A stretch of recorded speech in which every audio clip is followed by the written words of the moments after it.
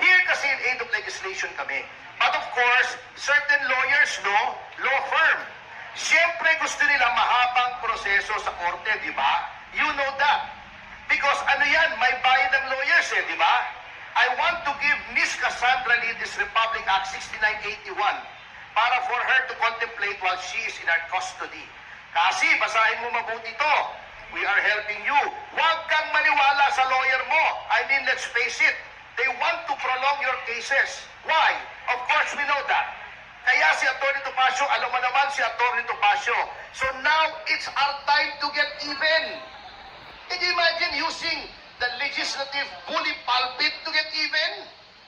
Pahabain niya ng kaso para makuha niya lahat ng pera mo. That's why I challenged him and I challenge him again. Dan, huwag kang magtago dyan sa likod ng parliamentary privilege. Ulitin mo yung sinabi mo rito. Ulitin mo sa harapan ko. Tignan natin kung ano mangyayari. Ito wag Ayaw magsalita pag nasa labas. Nagtatago doon sa privilege niya. I challenge him again. Dan, harapan. Sige, sabihin mo sa harap ko yan. Huwag ka namang matakot sa akin. Ang late-late ko. May problema pa yung tuhod ko. Pero, ulitin mo sa harap ko.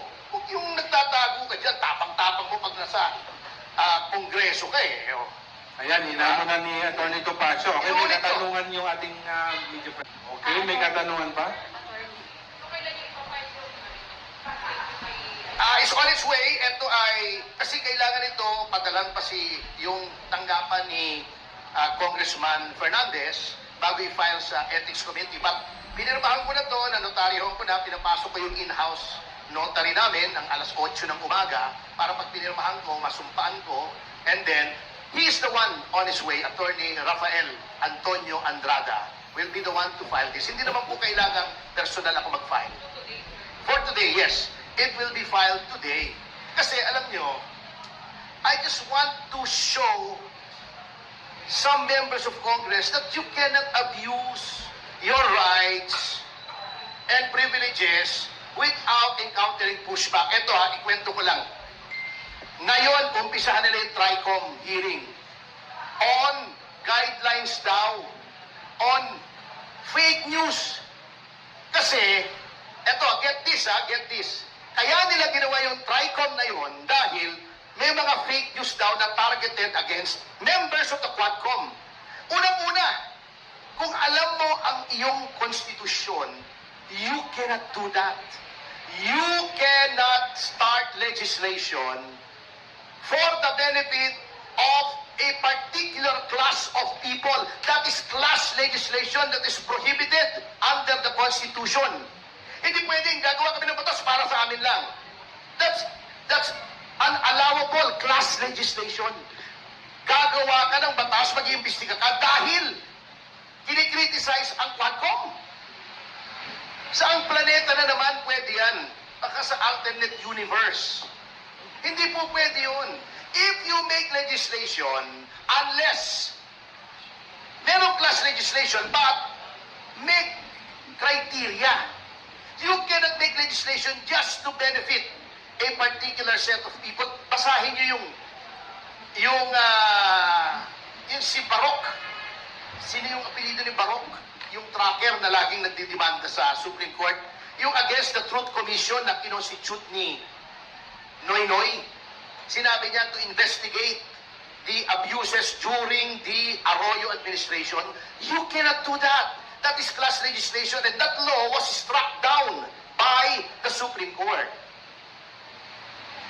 Bakit i-concentrate ko sa criticism sa Quadcom? Meron bang kailangang batas pa? Meron na po tayong, we have the strictest libel law in the entire globe. In the entire world, tayo po yung pinakamahigpit na libel law. Isa tayo sa very few countries na criminalized pa ang libel. Meron pa tayong cyber libel. Meron pa tayong civil action under the Civil Code for defamation, fraud, and physical injuries. Kung pwedeng humingi ka ng danyos for civil libel ang tawag doon. Ano pang kailangan mong batas? batas. Bago ang sasabihin nila, tatawagin daw nila yung mga representatives sa social media platforms, TikTok, X, Meta, di ba? Titignan nila kung anong guidelines against criticism ng Quadcom. That is prior restraint that is also prohibited under the Constitution. Kaya nga sinasabi ko, kung ikaw ay mambabatas, magpasa ka naman ng batas o magpaturo ka ng batas sa nakakaintindi sa batas. Hindi pwedeng puro Google. Hindi pwedeng puro Google. Mahirap po ang batas. Kaya nga 4 na taon namin pinag-aaralan yun. Yung iba may bumabagsak pa nga. Uulit-ulit. After namin mag-aral ng 4 years ng bachelor's degree, mag-aaral na naman kami ng another 4 years ng batas. Magre-review pa kami ng 6 na buwan bago maging abogado. Kung sasabihin mo, makukuha sa Google yung sagot. Hindi po. That is prior restraint. That is censorship. That is an abomination in a democratic government. Censorship. Kaya nga wala na yung Board of Censors, di ba? That is prior restraint. Hindi mo pwedeng gawin yun. Ngayon, uubusin mo na naman yung pera ng gobyerno. Maglalagay ka na naman ng batas na useless, na pagdating sa Korte Suprema, i-strike down for being unconstitutional. Yung EJK nila, anong lumabas? Gumawa sila ng bill against EJK, hindi na naintindihan. Lahat ng killing ay EJK, basta hindi